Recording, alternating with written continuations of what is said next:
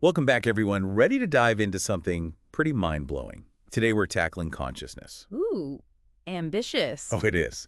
But we've got a fascinating guide. We're looking at this academic paper, Process, Consciousness, and Integrated Information. Okay, getting academic. I like it. And you know what's wild? This paper basically says consciousness. It's not some mystical thing. It's a process. A process, like baking a cake or something. Kinda. But instead of flour and sugar, we're dealing with feelings and perceptions. All those thoughts swirling around. I'm intrigued. So if it's a process, how do we even start to break that down? Well, that's exactly what the paper does. Hmm. It argues that to understand consciousness, we need to understand what makes any process a process. Makes sense. There's got to be some common ground there, right? Some key characteristics. You got it. And the paper outlines three main ingredients. First up is complexity.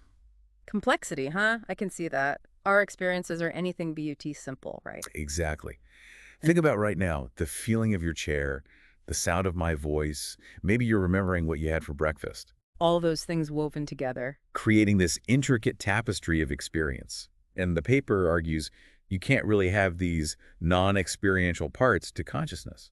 Interesting. So you're saying you can't separate the feeling of hunger from the thought, I'm hungry? Right, it's all intertwined. Well, Okay, complexity, ingredient number one.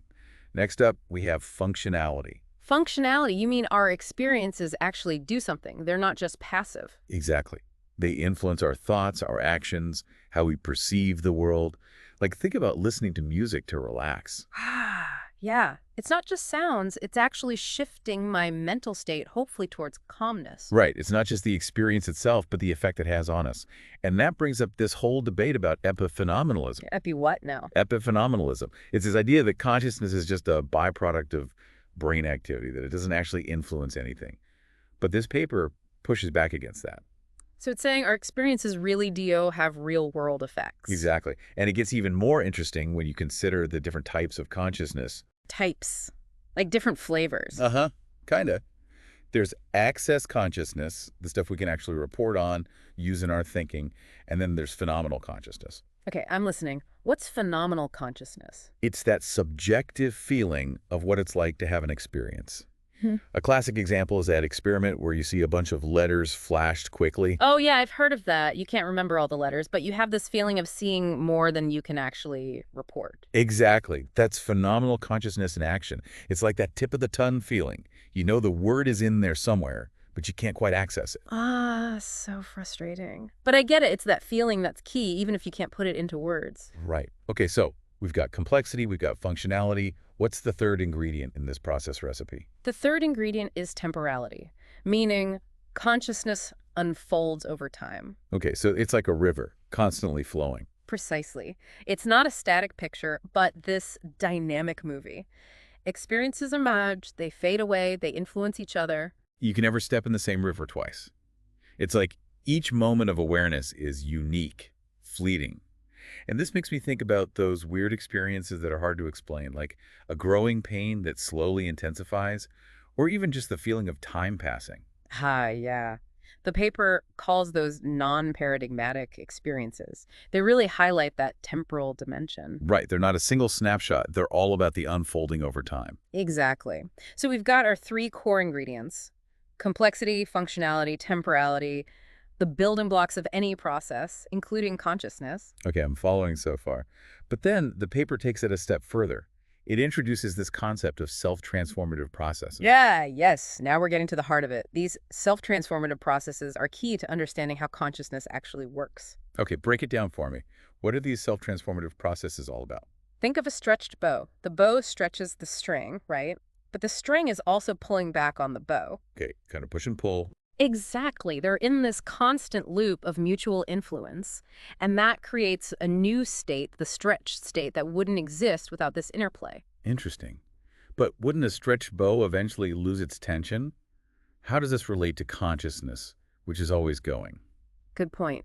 Maybe a spring and mass system is a better analogy. You've got the mass pulling on the spring, stretching it, but then the spring pulls back, causing the mass to bounce. Ah, so it's continuous. Precisely. A constant dance of push and pull, each part influencing the other. And that continuous aspect, that's crucial for understanding how these self-transformative processes relate to consciousness. Okay, I'm starting to see the connection. It's like our brains are playing a never-ending game of ping pong with our experiences. Uh-huh, I like that. And the paper takes this idea even further, connecting it to a really prominent theory of consciousness called integrated information theory, or IIT for short. IIT, huh? I've heard whispers of that. It sounds intense. It is, but stick with me. IIT basically says that consciousness arises from how information is integrated in a system, likely the neural networks in our brains. So it's not just about the information itself, but how it's all connected. You got it. Think of a tapestry. It's not just the individual threads, but how they're woven together that creates the overall picture. Ah, I see. So this interconnectedness, this constant back and forth, that's what gives rise to consciousness, according to IIT. That's the gist of it. And a key point IoT makes is that this integration requires feedback loops similar to those self-transformative processes we were talking about. A system can be super complex, process tons of information, but without those feedback loops, without this constant self-modulation, it wouldn't be conscious. Hmm. So even if something acts conscious, if there's no internal feedback loop happening, it's not truly conscious. Right. It's like a zombie, just going through the motions, but without any actual experience. It's kind of creepy, but it makes sense. Yeah. So these feedback loops, this self-modulation, it's really at the heart of what makes us conscious. Yeah. It seems that way. And what's fascinating is that the paper points out that even IIT, with all its focus on feedback loops, might not go far enough in explaining the qualitative experience of consciousness. Wait, what do you mean? I thought IIT was all about explaining consciousness. It is, but it focuses mainly on the quantity of information being integrated. It even has a measure for it, called phi, to quantify consciousness. So like a consciousness score. Sort of, but it doesn't really delve into the specific qualities of those experiences, the subjective, what its likeness that philosophers talk about. So it's like describing a painting by its size and number of colors, but not talking about the beauty or the emotion it evokes. Exactly. And that's where the paper argues that understanding qualitative self-modulation becomes crucial. It's not just about how much information is integrated, but how those specific subjective qualities weave together, influence each other in this self-transformative process. Okay, I'm starting to see the layers here. We've got the basic characteristics of consciousness as a process, then this idea of self-transformative processes and how it all ties into this big theory, IIT. But what does this all mean for us? How does this qualitative self-modulation actually play out in our everyday lives? How does it shape our experiences of the world? Yeah, that is the question, isn't it? And that's where we'll pick up next time as we continue our deep dive into this fascinating world of consciousness. So qualitative self-modulation, huh? It sounds almost too complex to even study. Like, how do you pin down those subjective qualities of experience? Yeah, it's definitely a challenge, but I think those non-paradigmatic experiences we were talking about earlier, they might offer some clues. The growing pain, the feeling of time passing. Exactly. They really highlight that temporal aspect of consciousness, how those feelings shift and interact with each other over time. It's like those experiences are all about the flow, the unfolding of feelings. Right. And that suggests we need new ways of studying these things, methods that can capture that dynamic nature of qualitative experience. So it's not enough to just ask someone, how do you feel right now? Right.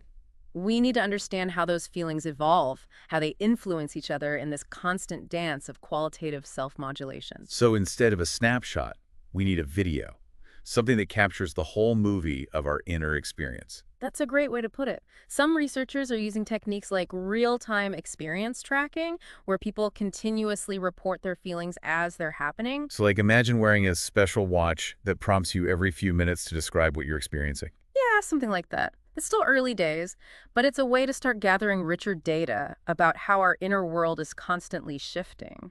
Wouldn't that be super distracting? Like, oh, hold on, I'm having a profound insight. Let me just jot this down on my consciousness tracker. Haha. Yeah, there are definitely challenges with any new method. Intrusiveness is something researchers have to consider carefully. Another approach is using neuroimaging techniques. Brain scans. So we can see what's happening in the brain while people are having these experiences. Exactly. The goal is to find the neural correlates of qualitative self-modulation, to literally see those feedback loops happening in the brain. Wow, that's pretty mind-blowing.